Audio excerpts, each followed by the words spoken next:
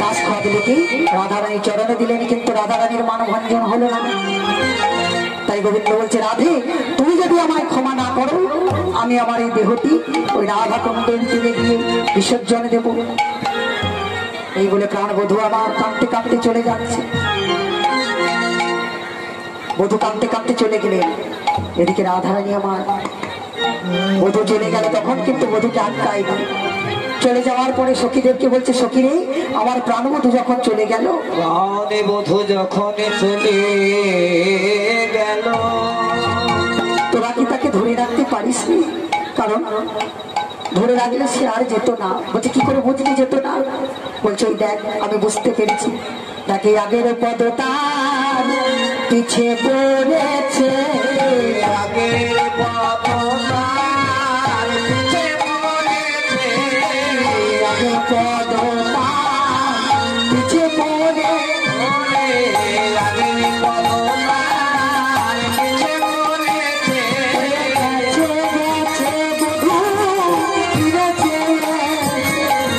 আগের পদতার পিছে পড়ে, পাছু পাছু বধূ ফিরে দেখেছে, আগের পদবধূর পাছু পড়েছে, বধূ ফিরে চেয়েছে, আগের পদতার পিছে পড়ে, পাছু পাছু ফিরে দেখেছে, আগের পদতার পিছে পড়েছে। কেন? ওই পদটি, ওই পদচিহ্নটি তো আমাদেরও হতে পারে। তুই কেমন করে বলছিস ওই পদচিহ্নটি তোর প্রাণ গোবিন্দের? বলছে, হ্যাঁ আমি জানি, কারণ আমি তার চরণে সেবারে কালে বুঝেছিলাম। তার চরণের মতো চরণে জগতে বুঝি আরে কারণে, চরণের মতো চরণে এই জগতে আরে কারণে, কারণ দেখ সেথায় ভ্রমর রে ওরে বসেছে,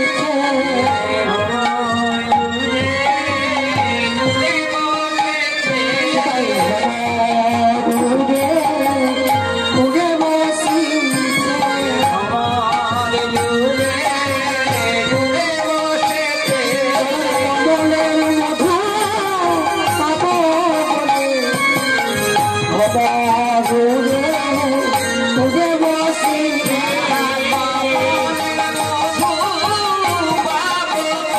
সেই ভজনার পুজো ওই ধরে,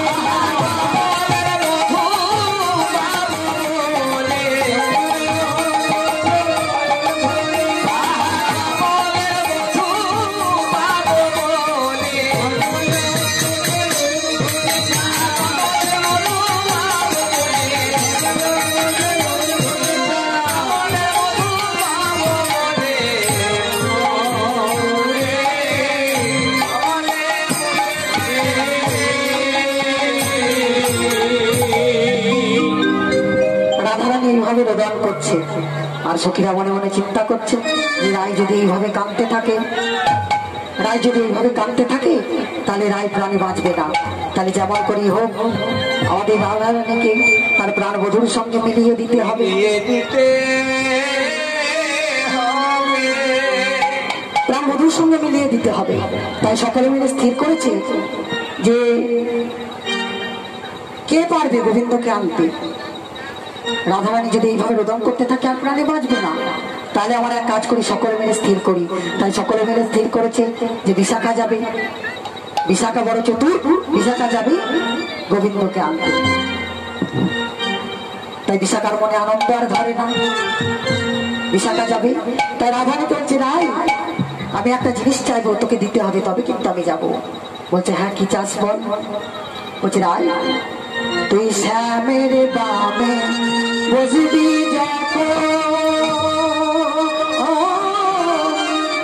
শিরে দিও যুগল চরণ, আর চামের মালে বসবি যখন,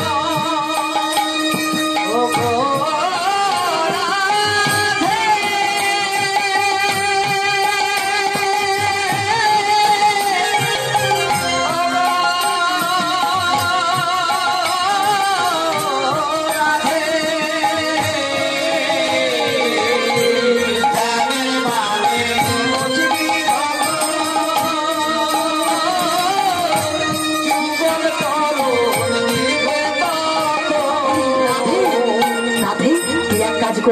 এই যুগল চরণ মাথায় দিও, যুগল চরণ মাথায় দিও, যুগল চরণ মাথায় দিও, রাধে বিনোদিনী এই চরণের আশা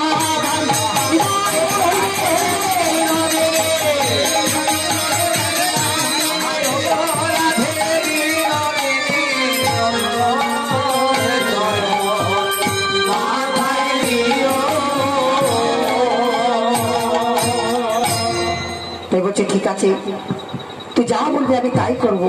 তুই আমার প্রাণ গোবিন্দকে এনে দে। যে ঠিক আছে আমি এনে দেব। তাই মনে আনন্দ আর ধরে না, তাই মনে বড় অহংকার নিয়ে চলে যাচ্ছে। তো মা মনে অহংকার নিয়ে গেলে কিন্তু গোবিন্দ তাকে দর্শন দেবে না। তাই বিশাখাকে গোবিন্দ দর্শন দেয়নি। বিশাখা সমস্ত জায়গায় খুঁজেছে, যাবত বংশীবন সমস্ত জায়গায় খুঁজেছে, শ্যামকুণ্ড রাধাকুণ্ড, কিন্তু কোথাও গোবিন্দকে দেখতে পায়নি। না দেখতে পেয়ে পরিশ্রান্ত হয়ে পরজনী গোবিন্দকে ডাকছে, যে কোথায় আছো নবঘনশ্যাম, কোথায় আছো, কোথায় আছো নবঘনশ্যাম, কোথায় আছো, কোথায় আছো নবঘনশ্যাম, হে কোথায় আছো, কোথায় আছো নবঘনশ্যাম, বলি একবার আসি দেখা দাও হে, একবার আসি দেখা দাও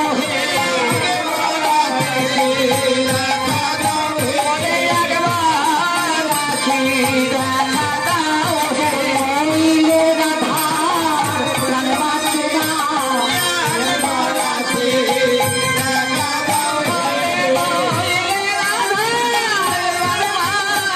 এই হে আমার শ্যাম সুন্দর,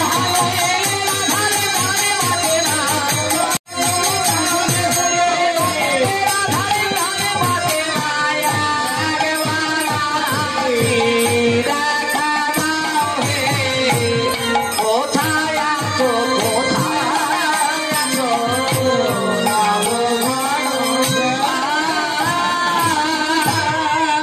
যেই না করজোড়ে গোবিন্দকে ডেকেছে, অগ্নি করেছে কি না যমুনার কোলে নিপত রুমুলে, যমুনার কুলে নিপত রুমুলে, যমুনার কোলে নিপত রুমুলে, যমুনার কুলে নিপত রুমুলে, গুরু বলে লাগি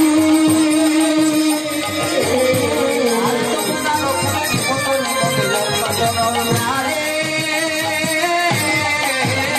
আবার শশী সে খবর কহে হলে ঘরে, আর চচিতে খলো কুলে হলো ঘর, আর কহতে কারি কারি, আর চচিতে খলো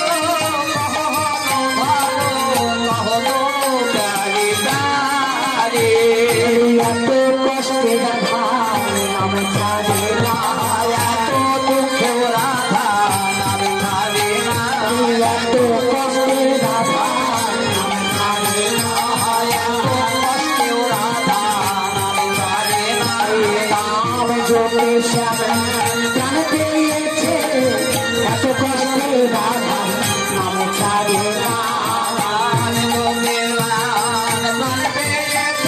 দেখিতে সঙ্গী বেদি পুত্র,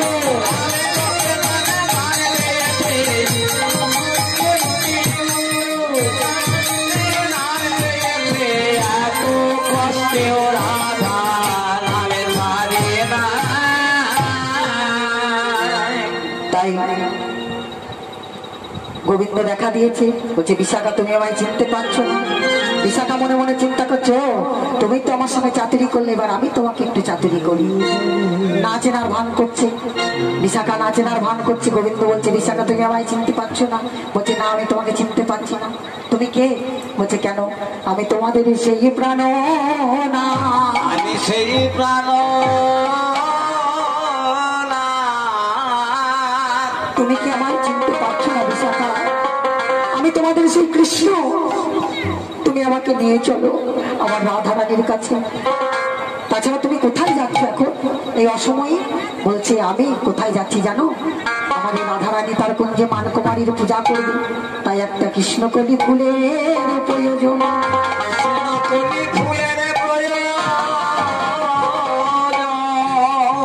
তাই আমি কৃষ্ণকলি ফুল আনতে চললাম। বলছি কেন আনি তো তোমাদের কৃষ্ণকলি ফুল, আমাকে নিয়ে চলো। দিয়ে রাধারানীকে দাও। বলছে না, বাসি ফুলে পূজা হয় না, কারণ রাধারানী তোমায় পূজা করে ফেলে দিয়েছে। পূজা করে ফেলে দিয়েছে, পূজা করে ফেলে দিয়েছে। পূজা করে ফেলে দিয়েছে। বাসি ফুলে পূজা হয় না গো, পূজা করে তোমায় ফেলে দিয়েছে। বাসি ফুলে পূজা হয় না বলে পূজা করে ফেলে দিয়েছে। বলছে শোনো, বাসি ফুলে পূজা হয় না কেন বলো তো? তাতে আবার তোমার গায়ে চন্দন সিঁদুর লেগে যে আছে। চন্দন সিঁদুর লেগে যে আছে।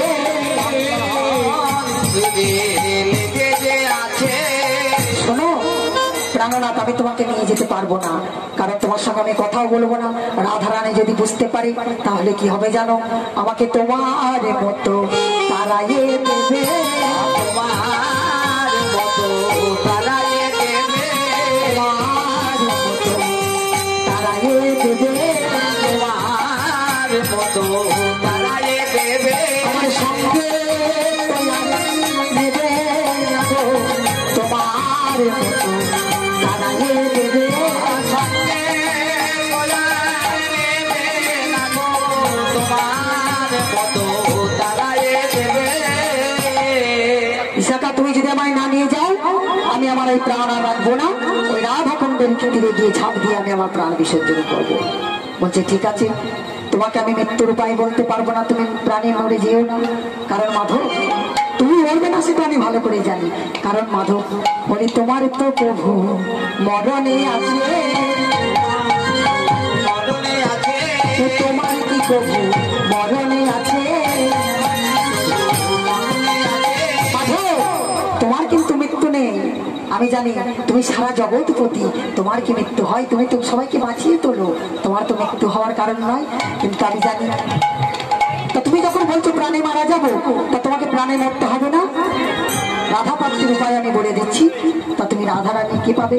কিন্তু এই বেশে গেলে হবে না, তোমাকে অন্য কোনো বেশ ধারণ করতে হবে। বলছে আচ্ছা, আমি কি বেশ ধারণ করবো বলো? বলছি ঠিক আছে, আমি তোমাকে বলছি।